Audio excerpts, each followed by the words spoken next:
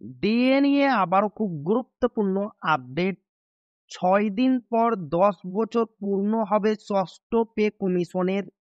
রাজ্য সরকারি কর্মীদের সপ্তম বেতন কমিশন কবে?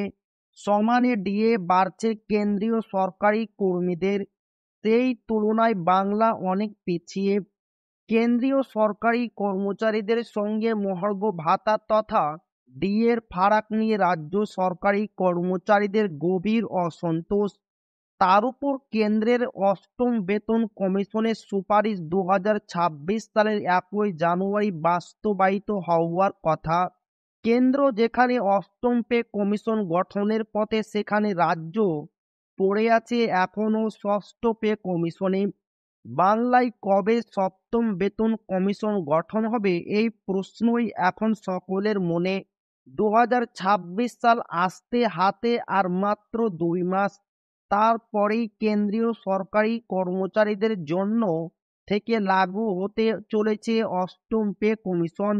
ইতিমধ্যে তোড়জোড় শুরু হয়ে গিয়েছে। এই আবহে রাজ্যের সপ্তম পে কমিশনের দাবি দাওয়া নিয়ে সরব হলো রাজ্যের সরকারি কর্মচারীদের সংগঠন। কবে নয়া পে কমিশন গঠন হবে সেই নিয়ে নবান্নে গেল আইনি চিঠি। কোনো বাধা ধরা নিয়ম না থাকলেও কেন্দ্র ও রাজ্যে সাধারণত 10 বছর অন্তর পে কমিশন গঠন করা হয়।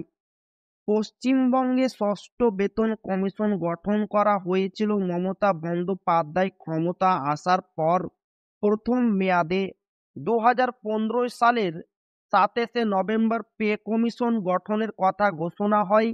হিসেব বলছে ষষ্ঠ বেতন কমিশনের গঠনের পর প্রায় 10 বছর কেটে গেছে। আর 6 দিন পর 26 নভেম্বর 10 বছর পূর্ণ হবে।